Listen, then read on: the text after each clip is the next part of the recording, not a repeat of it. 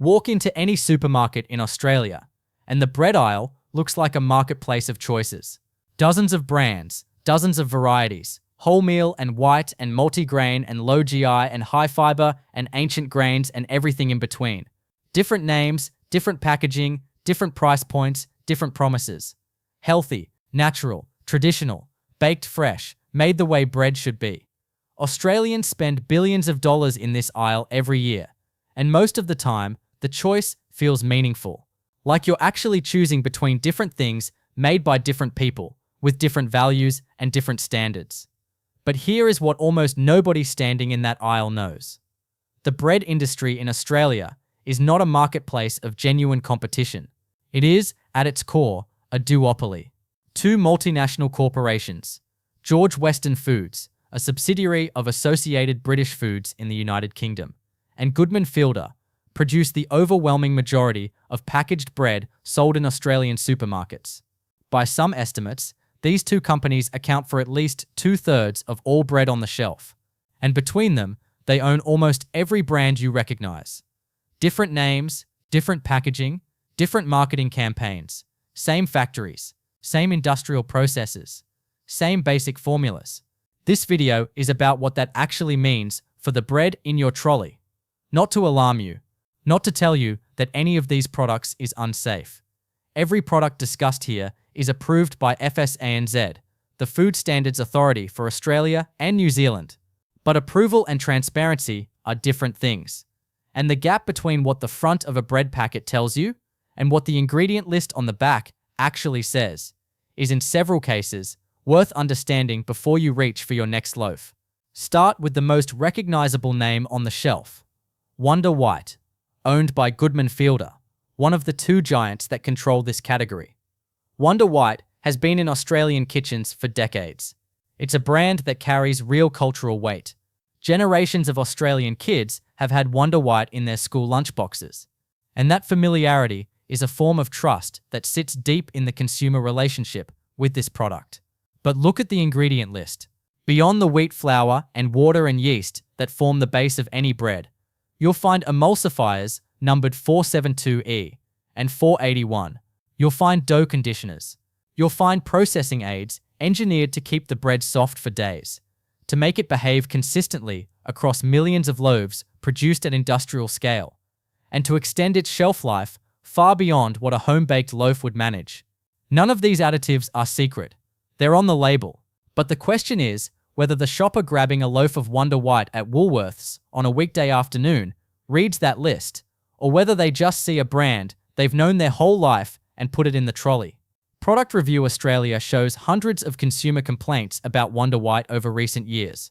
Reports of a chemical or metallic taste, bread that goes moldy before the best before date, and packaging that arrives unsealed.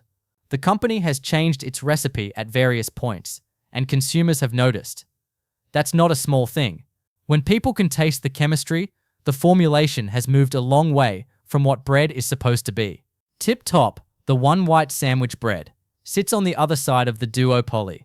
George Weston Foods, which owns Tip Top, is itself owned by Associated British Foods, a British multinational with revenue in the tens of billions. Tip Top's slogan is Australia's favourite bread, and in terms of volume sold, there's a reasonable case for that claim.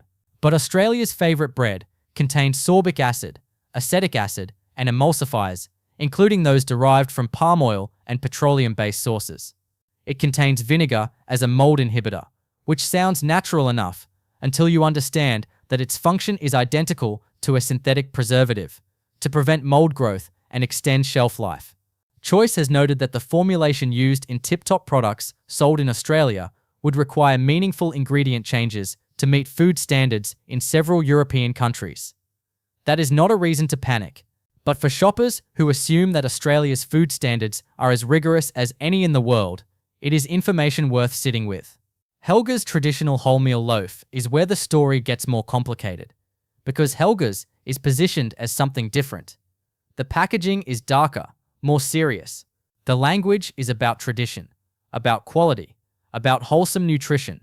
Helga's is priced at a premium compared to standard white bread, and it earns that premium in the minds of many shoppers because it presents itself as the thoughtful choice, the healthier option. The bread you buy when you care about what goes into your family's food. But Helga's is owned by Goodman Fielder, the same company that makes Wonder White. That's not a secret, but it's not information that the packaging volunteers either. And the ingredient list, while better in some respects than a standard white loaf, still includes vegetable oil, wheat gluten, and emulsifiers. The calcium propionate controversy that has followed Australian bread brands for years, a preservative linked in some studies to irritability, restlessness, and sleep disturbance in children, and the subject of significant consumer activism since research published in a medical journal in 2002 raised concerns, has touched the Helga's brand at various points. The broader category response to that research was to reformulate, but the ingredient landscape in the whole meal and specialty bread segment remains something that consumers choosing these products as the health-conscious option deserve to look at carefully. Abbott's Village Bakery is the case study in how marketing can create a perception that the product itself does not support. The name, the rustic topography, the imagery of a small traditional bakery, the suggestion of an independent business, a local producer, someone who cares about craft. But Abbott's Village Bakery is owned by George Weston Foods. It is made in the same industrial facilities that produce Tip Top. According to publicly available ingredient data, it contains E4701 and E472, the same emulsifiers found in mass-produced industrial bread across the category. There is no village. There is no artisan baker. There is a multinational food corporation that identified consumer desire for a more authentic bread experience and created a brand to address that desire without fundamentally changing the product behind it. The price reflects the premium positioning. The ingredients do not. Mighty Soft White Sandwich Bread is another Goodman Fielder product, which means it sits in the same corporate family as Wonder White and Helga's. The name tells you what the product is engineered to deliver: softness. That softness doesn't come from a gentle hand or a slower process or better flour. It comes from emulsifiers and stabilizers added to the dough to modify the texture and maintain that characteristic softness across the product's shelf life. Australian bread was not always this soft. Traditional bread goes stale. It hardens. That process is natural and reflects what happens when a real product made from real ingredients sits in your kitchen. The softness of a loaf of Mighty Soft on day 5 after purchase is not a sign of quality. It is a sign of engineering. And the engineering serves the supply chain, the centralized factory, the distribution network, the supermarket shelf life requirement, more than it serves the person eating the bread. Buttercup Country Split White Bread has the distinction of being identified in Choice's independent bread testing as one of the few standard white sandwich breads in Australia that still contains calcium propionate, preservative 282, in its ingredient list. Most major bread brands remove 282 from their mainstream white bread lines following the consumer backlash, prompted by the 2002 research into its effects on children's behavior. Buttercup, also owned by Goodman Fielder, retained it in this product. The country branding evokes something simple and wholesome. The ingredient list tells a different story. Calcium propionate is FSA-NZ approved and widely used in other bread products, including wraps, crumpets, and pizza bases. But for parents specifically choosing a plain white sandwich bread because they believe it to be free of this particular additive, the Buttercup Country Split is worth checking before it goes in the trolley. Bergen Soylin Bread occupies the premium health segment of the bread aisle. It is George Weston Foods again, the same company behind Tip Top and Abbott's Village Bakery, now selling you bread at a significantly higher price point because the product is targeted at health-conscious consumers who want something functional. The Soylin variety includes soy and linseed, which are genuinely nutritious additions. But the ingredient list also includes soy flour, wheat gluten, vegetable oil, and a lineup of mineral salts. The premium you're paying for Bergen is not simply a reflection of better ingredients or a more careful production process. It is largely a reflection of the health positioning, the marketing investment, and the fact that consumers in this segment will pay more for bread that presents itself as purposeful. The same corporation making the cheapest bread on the shelf is making the most expensive health bread on the shelf. The margin capture across that price range is considerable, and for shoppers genuinely trying to find bread that justifies its premium through what's actually inside it, that context matters. Coles White Sandwich Bread is the supermarket's own brand offering, and it sits at the budget end of the price range. Most shoppers assume that the difference between a branded loaf and a supermarket own brand loaf is quality, that the branded product is somehow better, more carefully made, worth the higher price. In reality, Coles' own brand bread is manufactured by the same industrial bakers that make the branded products. George Weston Foods has supplied packaged bread to major Australian supermarket chains for many years under their private label arrangements. The ingredient list on a Coles own brand white sandwich loaf is not meaningfully different from a branded loaf produced by the same facility. The factory is the same. The equipment is the same.